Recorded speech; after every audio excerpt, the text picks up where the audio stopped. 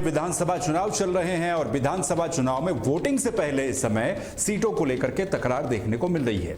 इसके अलावा बिहार विधानसभा चुनाव में कुल मिलाकर के 5 से 6 ऐसे मुद्दे हैं जिनके ऊपर यह चुनाव काफी महत्वपूर्ण माना जा रहा है। लेकिन उससे पहले 2-3 दिन से लगातार हर दिन बिहार की सुर्खियां ये है कि आज इस गठबंधन में कौन सा दल नाराज हुआ है, कल उस गठबंधन में कौन से नेता नाराज हुए हैं, दिल्ली में किस पार्टी की किस नेता के साथ कौन सी बड़ी बैठक चल रही है, तमाम चीजें हैं। और इसी बीच जो पार्टियां हैं वो अपने अपने कैंडिडेटों की लिस्ट भी जारी कर रही हैं।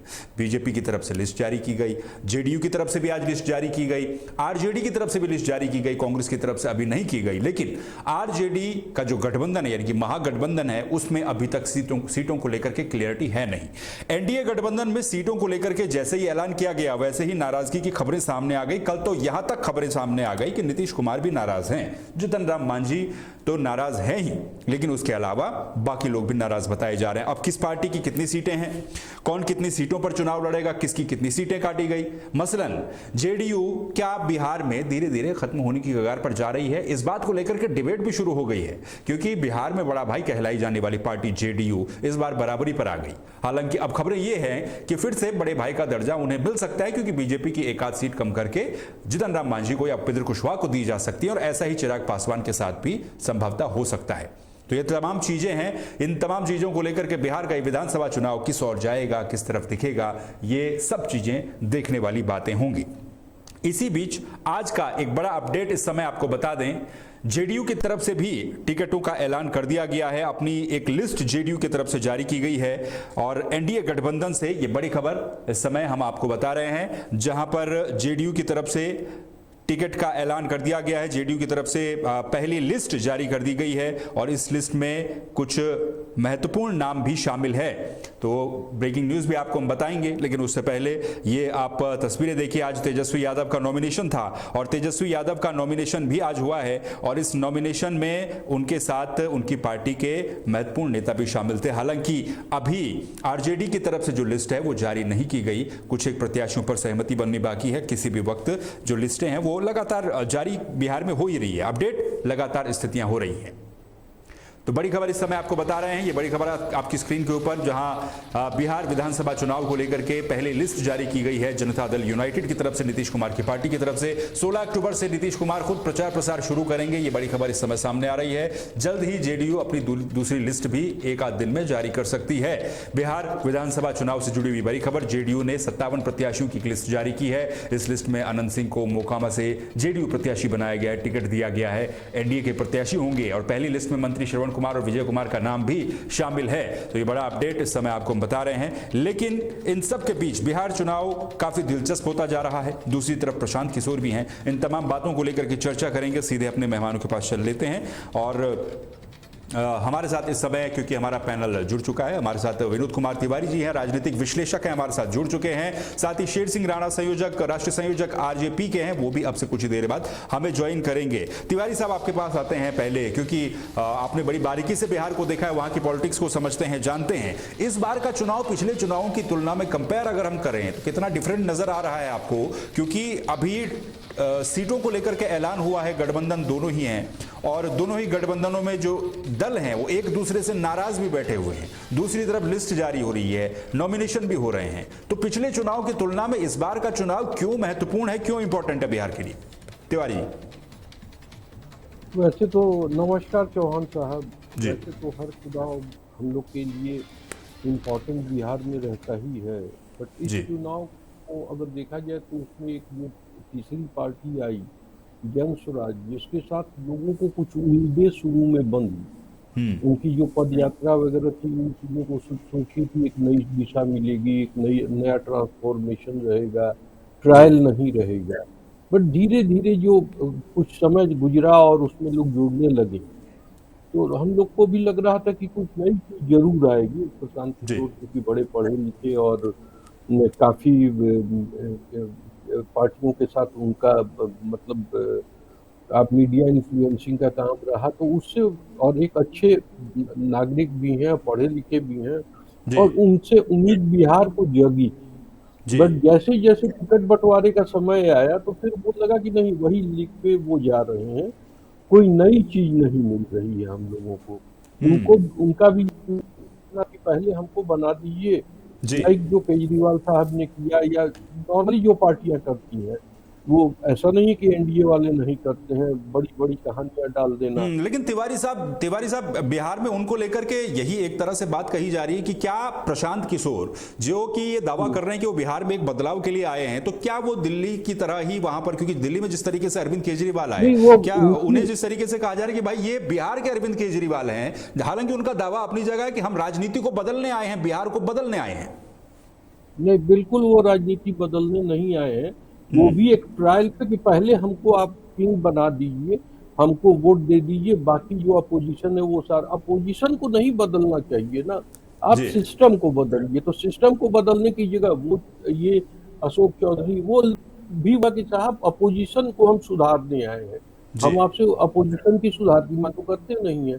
बिहार में इंडस्ट्री कैसे हो, चीजों को आप इतना पैसा अपने प्रचार तंत्र में खर्च कर रहे हैं जी। अपने को ग्लोरीफाई करने के लिए। जी। वो कोई ऐसी नहीं, शुरू में हम लोग को लगा कि कुछ नया होगा, जी। लेकिन धीरे धीरे जब उनके यूट्यूब पे उनके बातचीत का जो लहजा रहता था उसमें इतना ज्यादा गर्वान्वित रहते थे, जैसे लगता था कि उन्होंने ही पूरा जो है बीजेपी को, मोदी जी को वही बना दिए, फिर नीतीश कुमार को। नॉर्मली जो धीरे धीरे, और बिहार के जो नागरिक हैं वो जितनी भी बात हो जाए बट जी। पॉलिटिकली काफी अवेयर रहते हैं। वहाँ की सबसे बड़ी कमजोरी जो है वो एक कास्ट सिस्टम है, और एंटी हीरो जो रहते हैं कि साहब किसी ने ये कर दिया तो उसके अच्छा वो पूरे हिंदुस्तान में छाने लगा है।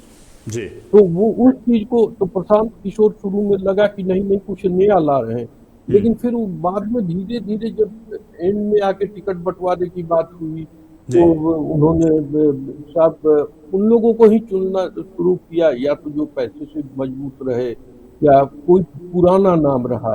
जी। लीगेसी को उठाना कि कर्पूरी ठाकुर की अच्छी हैं, डॉक्टर हैं, नो डाउट, हम किसी की इस पे नहीं जा रहे हैं, बट आम जनता नहीं जुड़ी है। यहाँ भी फिर टिकट बंटवारे में वही प्रोमिनेंट लोग आ रहे हैं जो किसी दूसरे व्यवसाय से जुड़े हों, उनका आना भी था। लेकिन लेकिन लेकिन तिवारी साहब, लेकिन क्योंकि प्रशांत किशोर को एक स्टडी के तौर पर भी काफी महत्वपूर्ण माना जाता है, नरेंद्र मोदी के साथ वो रहे, उस समय उन्होंने उनके लिए रणनीति का बनाने का काम किया, बाकी नेताओं के साथ भी रहे हैं, कोई रणनीति नहीं बनाई थी। हाँ, टिकट को लेकर के ये है कि प्रशांत किशोर पहली पार्टी वो रही है, जन स्वराज पार्टी, जिन्होंने अपने कैंडिडेट डिक्लेयर करने शुरू किए। और दूसरी जो बात आपने कही, अब वो ये भी कह रहे हैं कि हो सकता है कि वो चुनाव न लड़े, और जहां तक आपने बात कही कि वो कह रहे हैं कि पहले हम मुख्यमंत्री बना दीजिए, तो एक तरीके से तो काम का पता तभी चलेगा जब आदमी पावर में आएगा।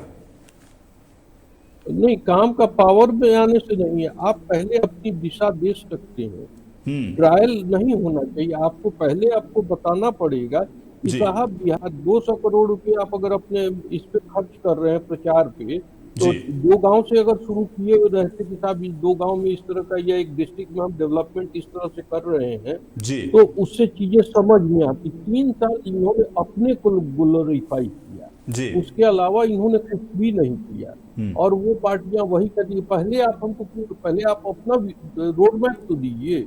और मोदी जी के लिए इन्होंने अपने आप को बता दिया कि मोदी जी इसलिए नहीं आ गए थे, उस समय यूपी सर्कमस्टांसेस थे। तो एक आदमी होता है कि किसी भी सिचुएशन को अपनी तरफ ले आ देना, अट्रैक्ट कर देना कि हमने ही सब कर दिया। डू यू थिंक कि आपको इनसे कहने से ही मोदी जी का अपना विजन था, थिंक टैंक था, मोदी जी ने इनको एक मौका दिया, उस मौके से फिर इसके बाद क्या किए, लोगों में हो गया तो उसकी मार्केटिंग। जी, बिल्कुल बिल्कुल, क्योंकि मेरा इनसे कोई बात नहीं। जी तिवारी, हम बहुत लंबा प्रशांत किशोर पर जा रहे हैं, इसको एंड इस तरीके से मैं करना चाहूंगा, आपसे जानना चाहूंगा कि पीके का जो फैक्टर है, क्या ये बिहार में कोई डिसाइडिंग फैक्टर लग रहा है आपको, या कोई इम्पैक्ट इसका बहुत ज्यादा है?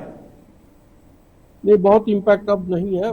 लास्ट में आपको हम बता दें, इसीलिए इलेक्शन छोड़ दिया, और अब बिल्कुल ये इलेक्शन पुराने ढर्रे पे जा रहा है। कास्ट बाहुबलियों की लिस्ट इस तरह से दी जा रही है, उसमें ये नहीं देखा जा रहा वैल्यू की कोई राजनीति नहीं। बस वही है कि एक इवेंट होगा, कुछ लोग जीत जाएंगे, वो चाहे किसी भी तरह से बाहुबली हो, उनका रिकॉर्ड क्रिमिनल जो भी रहा हो, उन्हीं को वोट मिलेगा।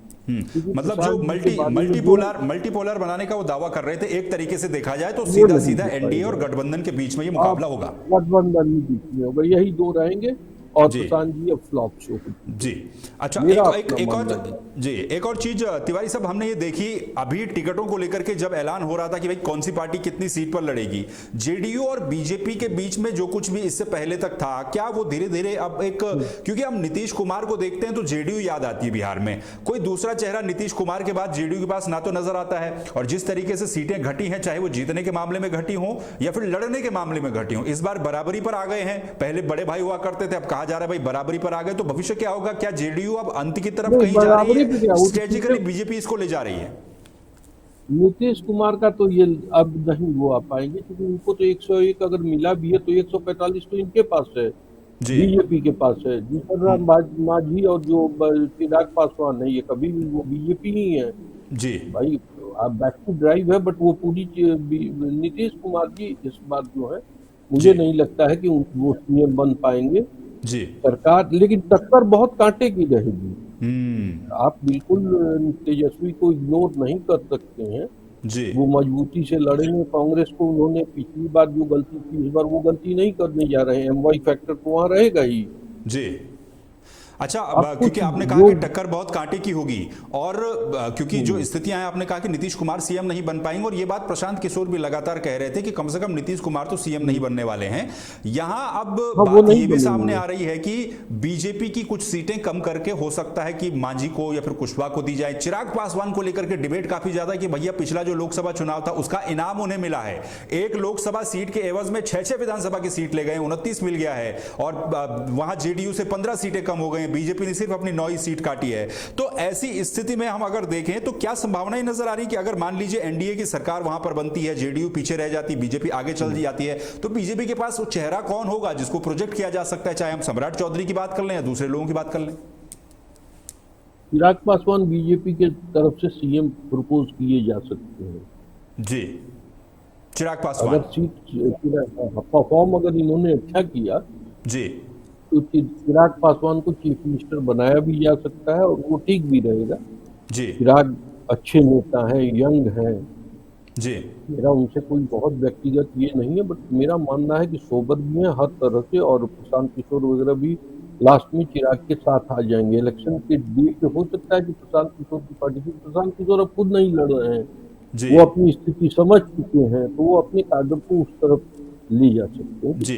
चिराग का परफॉर्मेंस अगर बिल्कुल बिल्कुल बढ़िया रहा। तिवारी साहब, हमारे साथ क्योंकि शेर सिंह राणा जी भी जुड़ चुके हैं, और शेर सिंह राणा जी राष्ट्रीय संयोजक हैं आरजेपी के। बहुत बहुत स्वागत है शेर सिंह राणा साहब आपका भी। आपकी पार्टी भी चुनाव लड़ रही है। नमस्कार राणा साहब। जी राणा जी, आप आवाज मिल पा रही है आपको? राणा जी, आप मुझे सुन पा रहे हैं?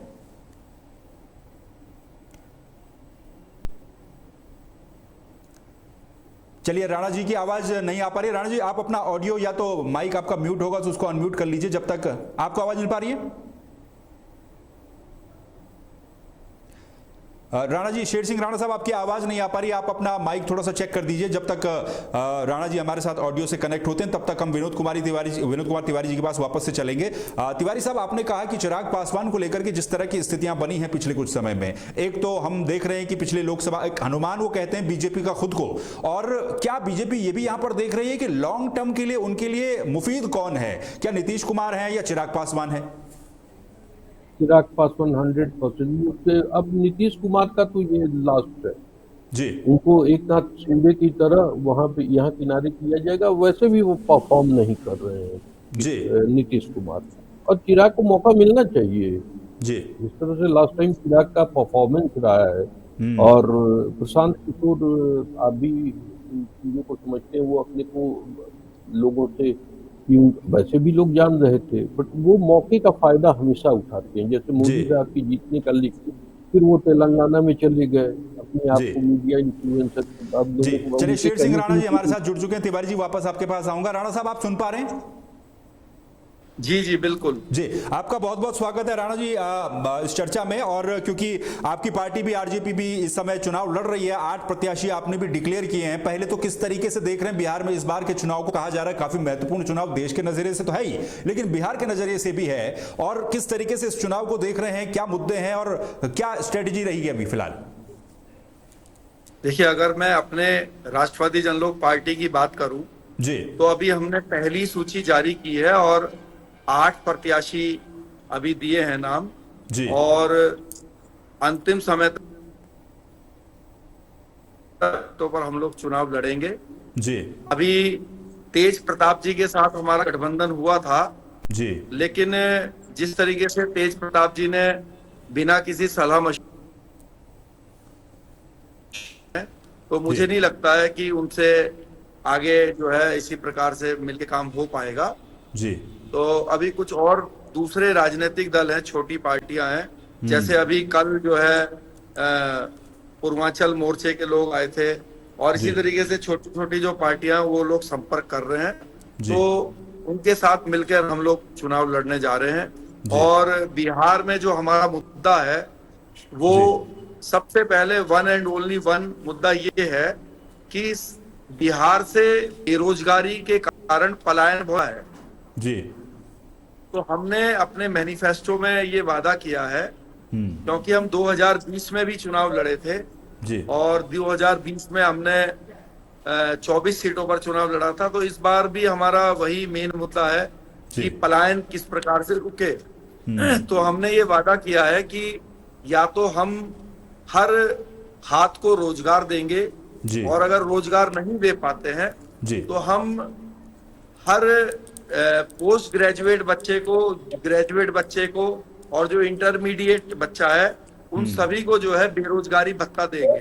जी तो इस मुद्दे को लेकर हम बिहार के लोगों के बीच में जा रहे हैं, और जी पिछले 5 वर्षों से लगातार हम लोगों के बीच में हैं। और अगर आज सरकार की बात हम करें, जी और ये एनडीए सरकार की बात हम करें, जी तो हम देख रहे हैं कि इसमें चाहे एनडीए सरकार हो चाहे महागठबंधन हो, जी इसमें जातिवाद हावी है, और इस जातिवाद के हावी होने के कारण ही बिहार की ये दुर्दशा जो है जी ये 40 साल में या आजादी के बाद से इन लोगों ने बनाई है। अच्छा, शेर सिंह राणा साहब, आपने कहा कि आपके जो मुद्दे हैं, एक तो रोजगार को लेकर के, क्योंकि बिहार में रोजगार और पलायन बहुत बड़ा मुद्दा है और बहुत सालों से रहा है। गठबंधन को लेकर के आपने कहा कि तेज प्रताप यादव से आपकी बातचीत चल रही थी, तो एनडीए या फिर महागठबंधन जो है उनमें भी शामिल हुआ जा सकता था, या फिर प्रशांत किशोर इस बार एक नए प्लेयर मैदान में आए हैं बिहार में, उनको लेकर के क्या सोचते हैं, और इन दलों से क्या राय नहीं बन पाई या फिर विचारधारा जो है वो अलग थी? देखिए, हमने जो पार्टी गठन की है, जो बनाने का जो मुख्य कारण है वो ये है कि जिस प्रकार से एनडीए गठबंधन की अगर हम बात करें, जी, एक तरफ तो मैं बीजेपी वालों के ये होर्डिंग बैनर पोस्टर देखता हूं जिसमें मोदी जी की तस्वीर के साथ ये हेडलाइन लिखी रहती है कि शेर एक ही अकेला बहुत है, शेर जो है अकेला आगे बढ़ रहा है। जबकि ये हकीकत नहीं है। चाहे वो बिहार की बात करें, चाहे हम पूरे देश की बात करें, जी, शेर अकेला नहीं है। बीजेपी जो है अकेले कहीं सरकार नहीं बनाई है। हाँ, बीजेपी के साथ पूरा एनडीए है। अगर हम बिहार की बात करें तो जीतन राम मांझी उनके साथ हैं, नीतीश कुमार जी को उन्होंने साथ लिया हुआ है, चिराग पासवान जी को साथ लिया हुआ है, उपेंद्र कुशवाहा जी को साथ लिया हुआ है। और अगर आज भी कईयों के ऊपर डोरे डालने का प्रयास करते हैं कि चाहे वो वीआईपी वाला हो या कोई दूसरे जो छोटे दल हैं वो उनकी तरफ आकर्षित हो जाएं, तो अगर शेर अकेला ही काफी है तो क्या जरूरत है उनको नीतीश कुमार जी को आधी सीटें देने की, या चिराग पासवान जी को जो है 28-29 सीटें देने की। क्योंकि आपने अकेले उनके बस का काम नहीं है। और बीजेपी जो है देश में और बिहार में जातिवाद को बढ़ोतरी करती है। जातिवाद एक बड़ा फैक्टर, बिल्कुल, जो विनोद कुमार तिवारी जी भी कह रहे थे। शेर सिंह राणा साहब, आपने एक बड़ा इंपॉर्टेंट जो है, जी, शेर सिंह राणा साहब, आपने एक बड़ा इंपॉर्टेंट टॉपिक छेड़ा है। मैं तिवारी जी से भी जानना चाहूंगा इसको लेकर के। तिवारी साहब, रोजगार और पलायन, ये दो बड़े मुद्दे हैं। बिहार में हर नेता इस पर बात करता है, लेकिन काफी एक लंबा अरसा बीत गया, समय बीत गया, बिहार की स्थिति क्या है सभी जानते हैं। ये बड़े मुद्दे क्या वाकई में ग्राउंड लेवल पर इस बार के चुनाव में देखने को मिल रहे? क्योंकि बिहार को हम जानते हैं पॉलिटिक्स में, वहां पर जातिवाद और संप्रदायवाद इस तरह की चीजें सामने आती है। तो बेरोजगारी और पलायन बिहार के दो प्रमुख मुद्दे, इसको क्या जनता समझ पाएगी इस बार, या समझ पा रही है? तिवारी साहब। जी, अब इस पे मैं आप दो बातें कहता हूँ। जी रोजगार और पलायन। जी पलायन जो है, बिहार बहुत डेंसली पॉपुलेटेड, जी इसलिए रोजगार की अपॉर्चुनिटी के लिए लोग वहां जाते हैं जहां पे उनको जी कुछ काम मिल जाता है। अगर रोजगार, सारे जो पॉलिटिशियंस या पॉलिटिकल पार्टियां आती हैं वो कहती हैं कि जी हम रोजगार देंगे, हम पलायन रोकेंगे। पलायन तो उत्तराखंड से भी हो रहा है, बहुत सारी जगहों से हो रहा है। तो जी और रोजगार ये भी पूरे हिंदुस्तान में है, रोजगार भी लोगों के पास नहीं है। जी तो इसके लिए किसी नेता ने भत्ता दे देते हैं, खाने को दे देते हैं कि 5 किलो राशन दे देंगे। तो इन चीजों से ना तो इंफ्रास्ट्रक्चर डेवलप करता है, आप वोट खरीद जी रहे होते हैं। कोई भी, कोई पॉलिटिशियन आज तक आता है कि मैं अपोजिशन के लोगों को सुधार दूंगा, जी उनको जेल भेज दूंगा, वो गलत किए हैं, उनको हम गलत करके थोड़ी बुला रहे हैं कि वो नेता क्या गलती किए हैं, उसने क्या बेईमानी की है। अगर बेईमानी की है तो प्रॉपर फॉरम पे जाओ, वहां जाके कंप्लेंट करो। जी मीडिया पे आने के, मीडिया पे अगर आते हैं और कहते हैं कि हम रोजगार और पलायन रोकेंगे, तो जी आपको ये अपना एक रोड मैप दीजिए कि किस तरह से रोकेंगे, क्या बजट है, जी बिहार का बजट क्या है, उसमें रोजगार कहाँ से आ सकता है। जी रोजगार के लिए जब भी कोई बड़ी कंपनियां यहाँ से गई, सब वहाँ उल्टे हाथ भागी। तो जी उसके लिए जैसे बियर कंपनियां वगैरह, पटना के आसपास बहुत सारी चीनी मिलें बंद हो गई। जी रोजगार और पलायन का किसी के पास पूरा ये नहीं है, रोड मैप जी किसी के पास भी नहीं है। जी और उसका सबसे बड़ा कारण है, आज यूपी में देख लीजिए, सारे इंडस्ट्रियलिस्ट जा रहे हैं। जी योगी जी ने एक ही चीज किया, कोई रोड मैप नहीं दिया, और उन्होंने सिर्फ इतना किया कि लॉ एंड ऑर्डर को इतना दुरुस्त कर दिया बिल्कुल। कि एक एक और टॉपिक। आदमी जी भी वहां, आप किसी अब वहां से पैसा और घूस नहीं मांग सकता है। जी यहाँ ईमानदार अफसरों को तो हाशिए पे बिहार में ला दीजिए, और बेईमान जो पैसा कलेक्ट कर सकते हैं जी उनको बिल्कुल इम्पोर्टेंट पोस्ट पे दिया गया हुआ है। उसका अभी जीता जागता उदाहरण, हम किसी का नाम नहीं लेंगे, जी इतने ब्रिज टूटे, वहां पे सारी चीजें हुई, उसके बाद जी उन ऑफिसर्स का क्या हुआ? कुछ भी नहीं हुआ। नीतीश जी अब उस तरह से उतना इफेक्टिव है नहीं। शुरू में नो डाउट कि हर आदमी कहता है, तो मनमोहन सिंह भी बड़े इफेक्टिव रहे, पार्ट 2 में जाके ये होने लगे। तो एज भी एक बड़ा फैक्टर होता है। जी बिल्कुल। अगर और मोदी इसका साहब ने इसका कहा जवाब कि मैं जी इसका जवाब मैं राणा जी से भी लेना चाहूंगा। राणा जी, जैसा तिवारी साहब बोल रहे हैं कि आप रोजगार और जो पलायन है उसकी तो हम बात कर ही रहे हैं, लेकिन लॉ एंड ऑर्डर एक बहुत बड़ा मुद्दा है बिहार में, क्योंकि लॉ एंड ऑर्डर ठीक होगा तो उससे इंडस्ट्रियां भी आएंगी, रोजगार भी जनरेट होगा, तमाम चीजें भी ठीक हो सकती हैं। इसको लेकर के आपकी पार्टी का रोड मैप क्या है, और अभी तक जो दावे किए गए हैं उनको आप कितना सही मानते हैं, जो अभी तक दावे किए जाते हैं सुशासन की सरकार है और इस तरह की जो बातें की जाती हैं? देखिए, मैं जी तिवारी जी की बात को बिल्कुल अप्रिशिएट करता हूं, जी विशेषकर इस मुद्दे पर कि रोजगार भी तभी डेवलप्ड हो सकता है जब लॉ एंड ऑर्डर बहुत ही ज्यादा जी लोगों के भलाई के लिए काम करे, और इस तरह से लॉ एंड ऑर्डर हो कि जो देश के बड़े इंडस्ट्रियलिस्ट हैं जी वो अपने उपक्रम लगाने में यहाँ पर डर महसूस ना करें जी बिहार के अंदर। बिल्कुल। तो उसके ऊपर लॉ एंड ऑर्डर बहुत ही इफेक्टिव रोल अदा करता है। जी तो इस बात से मैं पूर्ण सहमत हूँ, क्योंकि ये लॉ एंड ऑर्डर की सिचुएशन इसका पहला स्टेप है एक्चुअली। जी क्योंकि जब लॉ एंड ऑर्डर अच्छा होगा तभी देश के जो इंडस्ट्रियलिस्ट हैं जी वो यहाँ पर अपनी जो फैक्ट्रीज हैं या जो उपकरण। बिल्कुल। और दूसरी बात मेरा ये कहना है जी कि एक दूसरा माहौल भी क्रिएट करने की, देखिए, लेकिन मैं दूसरी बात से सहमत नहीं हूँ जी तिवारी जी के। जी क्या होता है कि जो भ्रष्टाचार है, भ्रष्टाचार हमारे देश के हर राज्य में है, जी और अगर मैं देश की करूं तो देश के अंदर भी है। जी लेकिन होना ये चाहिए कि जो भ्रष्टाचार के द्वारा जी जो कमाया हुआ पैसा है, जी अगर वो अपने ही राज्य में लगता है तो फिर तब भी राज्य डेवलप करता है। दिक्कत तब आती है कि जब भ्रष्टाचार से कमाए हुए पैसे को जो नेता हैं या जो अफसर हैं जी वो दूसरे राज्यों में जाके इन्वेस्ट करते हैं।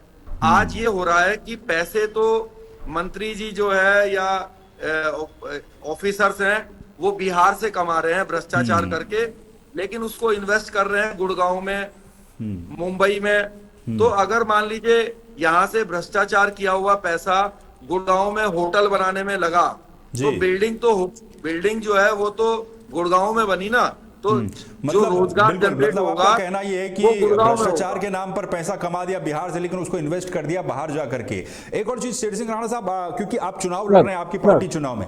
जी सर जी, तिवारी जी अभी कुछ कह रहे हैं एक जी। बात, एक मिनट, आप इस चीज को कभी अप्रूव कर ही नहीं सकते हैं कि भ्रष्टाचार से अगर आप पैसा कमाते हैं किसी भी स्टेट में ली जाए जी तो उसको तो इमीडिएटली, अगर आपको लगता है, पनिश किया जाना चाहिए। और अगर हम राइट वे से पैसा कमाते हैं, मेरा सिर्फ राणा जी से बस इतना रिक्वेस्ट है कि जी अपना रोड बता दें कि भ्रष्टाचार, अगर अपोजिशन को ठीक करना आपकी जिम्मेवारी नहीं है, उसके लिए ईडी है, लोकपाल है, लोकायुक्त है, जो हम लोग इस पे आके बात करते नहीं। आप अगर कुछ नई ट्रायल नहीं, हमको ट्रांसफॉर्मेशन चाहिए। जी ये बिल्कुल एक अपना रोड मैप पार्टी का दे दे। मैं कहता हूँ कि इनको इतने वोट मिलेंगे, एक रोड मैप दे दे कि हाँ इस डिस्ट्रिक्ट से, यहाँ से, उसके लिए बहुत सारी ये स्ट्रेटेजी बनानी पड़ती है कि साहब जी कहाँ रॉ मटेरियल ज्यादा मिलेंगे। तो योगी ने कुछ यूपी में नहीं किया, यूपी और बिहार में कोई ज्यादा अंतर नहीं है। जी बट योगी साहब, अब कई सारे इंडस्ट्रियलिस्ट हमारे फ्रेंड्स हैं, जैसे लिकर इंडस्ट्री के हैं, ये सब है, तो उन लोग बताते हैं कि साहब वहाँ एक ऑफिसर आपसे पैसा मांग ही नहीं सकता है, हिम्मत ही नहीं है। योगी साहब ने कहा है कि जो भी गलत करेगा, इसके चलते देखिए कितनी इंडस्ट्री और कितना इन्वेस्टमेंट वहां गया। इन्वेस्टमेंट गुड़गांव में क्यों जी आता है? चलिए बिकॉज जी, ऑफ ठीक है इनसिक्योरिटी। ठीक है तिवारी साहब, इसका जवाब ले लेते हैं, राणा साहब से इसका जवाब लेते हैं। राणा जी जवाब। जी जी, मैं क्षमा चाहूंगा, मैंने तिवारी जी की बात को पूरा अच्छे से नहीं सुन पाया। थोड़ा अगर संक्षिप्त में आप थोड़ा जी, बता उनका देंगे कहना चौहान ये है साहब। कि दोबारा फिर बता दीजिए रोड मैप आप कि अपना एक भ्रष्टाचार, मतलब बता दीजिए जिस हिसाब से जो आपने करप्शन की बात की है, तो इस पर, क्योंकि बात तो हर पार्टी कर रही है, आप यूनिक और अलग क्या करने आए हैं बिहार में? क्या आप अपने बात जनता के सामने रखेंगे कि जनता आप पर भरोसा कर सके? जी नहीं, देखिए, हम तो जो तिवारी जी ने कहा कि हमारा जब ये मुद्दा है कि हम हर हाथ को रोजगार देंगे, जी तो देखिए रोजगार देने के दो ही तरीके होते हैं। हम्म या तो सरकार जो है अपने उपक्रम लगाए, और दूसरा होता है कि इस तरह का माहौल क्रिएट करे जी कि जो इंडस्ट्रियलिस्ट हैं हमारे देश के, जी वो वहां पे आके इन्वेस्ट करें। तो इंडस्ट्रियलिस्ट आकर इन्वेस्ट करें, उसके लिए लॉ एंड ऑर्डर को मेंटेन करना बहुत जरूरी है। जी और सरकार अपने उपक्रम लगाए, जी उसके लिए नीतीश कुमार जी को जितना कर देना चाहिए था, जिस तरीके से वो एनडीए के एक बहुत ही महत्वपूर्ण हिस्सेदार हैं, जी तो उनको केंद्र सरकार के कई उपक्रमों को लेके आना चाहिए बिहार के अंदर। जी जी तो अगर इतनी ताकत में आते हैं, दबाव डाल सकते हैं, जी तो मुझे लगता है कि हम हर साल जो है बड़े बड़े जो उपक्रम है जी सरकारी, उनको यहाँ पर लेकर आएंगे बिहार के अंदर, जी और वैसा माहौल भी क्रिएट करेंगे जैसा मैंने आपसे जी। बताया। अच्छा चलिए, ठीक है और उसके ठीक है बावजूद भी अगर कुछ बच्चे बेरोजगार रह जाते हैं पढ़ाई लिखाई करने के बाद भी, जी तो हम उनको बेरोजगारी भत्ता देंगे। और बेरोजगारी भत्ता देने के पीछे कारण ये है जी कि हर बच्चा पढ़ाई लिखाई में पूरे करीब 15 साल तक जो है उसके माता पिता अपनी मेहनत से कमाए हुए पैसों से उसकी फीस भरते हैं, खर्चा जी करते हैं। जी तो एटलीस्ट उसके पास कुछ वापस घूमकर आए, रिटर्न आए, कि बच्चा अपने आप को इंडिपेंडेंट महसूस कर सके। और जो अगर मान लीजिए वो कहीं नौकरी के लिए ट्राई भी कर रहा है, जी तो उसको जो है पूरी तरह से डिपेंड ना होना पड़े अपने माता पिता के ऊपर कि मैं फॉर्म कहाँ से खरीदूंगा, मैं बुक्स को कहाँ से चलिए। अवेलेबल करूंगा। ठीक। तो इस बात का हम ध्यान रखेंगे। ठीक है, बेरोजगारी भत्ते की आपने बात कही, क्योंकि समय हमारे पास कम है, तो मैं आखिरी एक एक कमेंट दोनों अपने मेहमानों से लूंगा। सबसे पहले शेर सिंह राणा साहब, आपसे ही शुरुआत करता हूं। चुनाव है, आप चुनाव में लड़ रहे हैं, क्या आपका एम है, कितना टारगेट है, कितनी सीटों पर लड़ रहे हैं और कितनी लेकर के आ रहे हैं? देखिए, हम 25 से 30 सीटों पर चुनाव लड़ रहे हैं, जी। और मुझे उम्मीद है कि हम करीब 10 के आसपास जो है विधानसभा सीटों को जीतने का हमारा लक्ष्य है।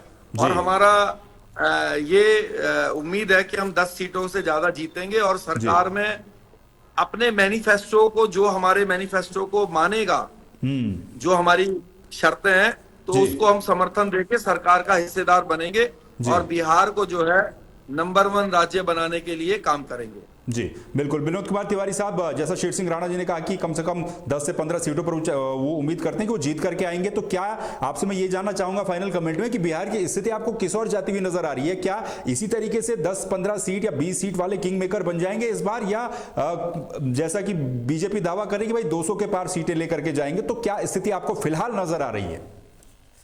मेरी क्लियर है इसमें तो, बीजेपी जो एनडीए गठबंधन है उसका पलड़ा तो भारी ही है, क्योंकि लालू जी का जो वो जंगल राज जो लोगों के दिमाग से अभी भी नहीं उतरता है, और बाकी की जो पार्टियां हैं लोगों को इतना समझ है कि साहब वो वोट देना बेकार जाएगा। तो बिहार को जो है वो सत्ता नहीं सेवा चाहिए, वो कहीं से नहीं मिल रहा है। दिखावा नहीं, दिशा चाहिए कि आप दिखा रहे हैं कि साहब हम ये कर लेंगे, आप पहले दिशा तो दीजिए, रोड मैप। कोई एक पार्टी जो कहते हैं तेजस्वी कहते हैं उसमें अब एक तेज प्रताप जी आ गए, तो मैं इन बातों को, पार्टी वहां लड़ाई होगी, 2 ही पार्टियों में कांटे की टक्कर होगी, बाकी अपना अपना प्रचार सब लोग करे। प्रशांत किशोर भी वही किए, बाद में इतना हाँ नहीं, उन्होंने ये कहने लगा कि साहब हमको कोई बोलेगा, एक समय कहते कि 200 करोड़ का हम घपला जो घोटाला है, अगर उस पर मानहानि वापस नहीं हो भाई 500 का है तो उसको भी बताइए आप। अगर जितनी जीतो प्रशांत किशोर जी को पूरी तरह से फ्लॉप इंडिविजुअल बेसिस पे कोई इक्का तुक्का जीत जाए, नहीं तो हम बता रहे हैं कि वहां तो कैंडिडेट की ये मानत जब्त होगी। लड़ाई बस 2 ही जगह है, एनडीए वर्सेज एनडीए वर्सेस महागठबंधन की लड़ाई है। बहुत बहुत शुक्रिया आप दोनों का हमारे साथ जुड़ने के लिए, शेर सिंह राणा साहब और विनोद कुमार तिवारी साहब, बहुत बहुत शुक्रिया आपका। समय की कमी है, तो बिहार की राजनीति किस तरफ जाएगी, जैसा कि हमारे गेस्ट ने भी कहा कि इस समय बिहार को दिशा की जरूरत भी है, और बिहार की अगर दशा सुधारनी है तो उसके लिए दिशा की आवश्यकता है। अब देखना यह है कि बिहार में किस गठबंधन को कितनी सीटें आएंगी, कितनी सीटों पर लड़ने के बाद क्या समीकरण बनते हैं, कौन किंग मेकर बनते हैं, ये सब चीजें रहेंगी जिस पर पूरे बिहार चुनाव के दौरान नजरें रहेंगी। कुरुक्षेत्र में फिलहाल के लिए बस इतना ही। बाकी खबरों के लिए आप बने रहिए तहलका डिजिटल के साथ। नमस्कार।